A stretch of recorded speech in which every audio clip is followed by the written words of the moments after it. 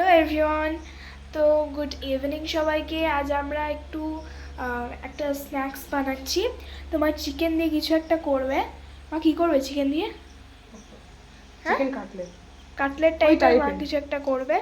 তো তার জন্য এটাকে ম্যারিনেট করে দিচ্ছি। তো প্রথমে মা এটাকে মিক্সিতে দিচ্ছে।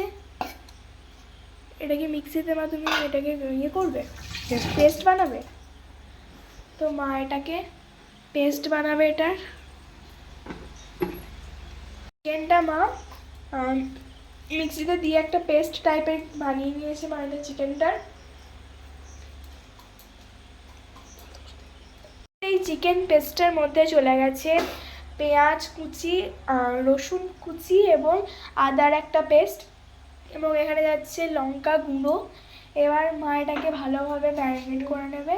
এবার আসছে যে নুনটা তোমরা তোমাদের মতো দেবে। আর এটা আর কি যাচ্ছে মা? কি যাচ্ছে এটা? মিট মশলা। তো এটা চলে যাচ্ছে মিট মশলা। আর কিছু দেবে মা? তো মা আর কিছু দেবে না এটার মধ্যে। তো এই জিনিসটা এবার ম্যারিনেট করা হবে। ও আচ্ছা, হলুদও লাগবে একটুখানি। হলুদটা অপশনাল, তোমরা যদি মনে করো তাহলে দিতে পারো, যদি না মনে হয় তাহলে না দিতেও পারো। তো মা এবার এটাকে ভালোভাবে মেখে নেবে, পেস্ট বানিয়ে নেবে মা এটা। আমি মাকে বলেছিলাম যে সন্ধ্যাবেলায় কিছু একটা স্ন্যাক্স বানিয়ে দাও, সেজন্য মা এটা চট করে বানিয়ে দিচ্ছে। আমাদের ফ্রিজে মাংস পড়েই ছিল, বোনলেস মিট অফকোর্স। তো সেটা ছিল বলে মা বললো দাঁড়া একটা ঝটপট একটা রেসিপি তোকে বানিয়ে দেখাচ্ছি।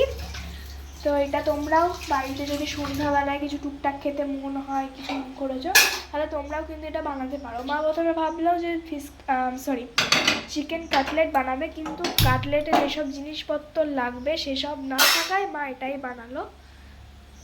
তো এখানে এই পেস্টটা বানানোর পর মা একটা বোলেতে দুটো ডিম ফাটিয়ে নিচ্ছে।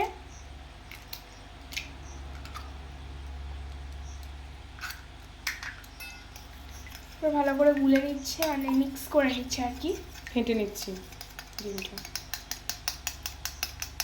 সেই যে মিটের পেস্টটা ছিল সেটাকে একটা শেপে এনে ওটাকে ফার্স্ট এই ডিমের যে এটা করেছিলাম মিক্সচারটা সেটার থেকে ডুবিয়ে মানে এভাবে দিয়ে দিচ্ছে। অ্যান্ড এটা তারপর ডিপ ফ্রাই করলেই কিন্তু হেভি সুন্দর একটা চলে আসবে স্ন্যাক, ইভিনিং স্ন্যাক, যেটা তোমরা বাড়িতে বানাতে পারো। আমাদের সবকটা মানে তৈরি করা হয়ে গেছে, সবকটা শেপে আনা হয়ে গেছে। এদিকে তেলটাও প্রায় গরম হয়ে এসেছে। আর এবার এগুলোকে জাস্ট ফ্রাই করতে হবে and your snack is ready.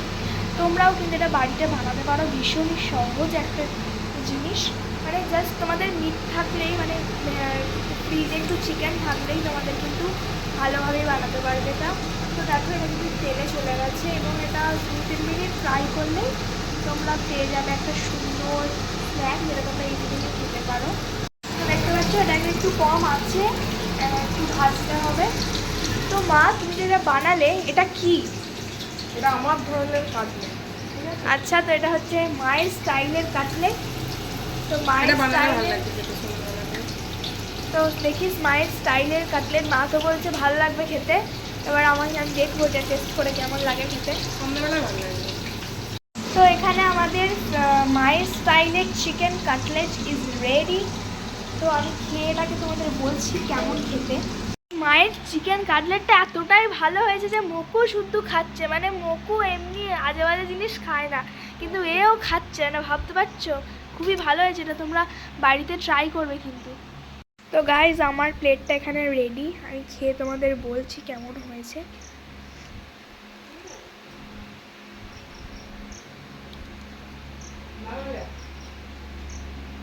ওকে, তো এটা দারুণ হয়েছে খেতে।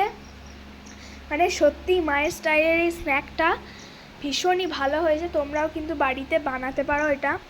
মানে সত্যি আমার ভীষণ পছন্দ হয়েছে। এবার কিন্তু মাকে এটা প্রতিদিনই আমাকে বানিয়ে দিতে হবে।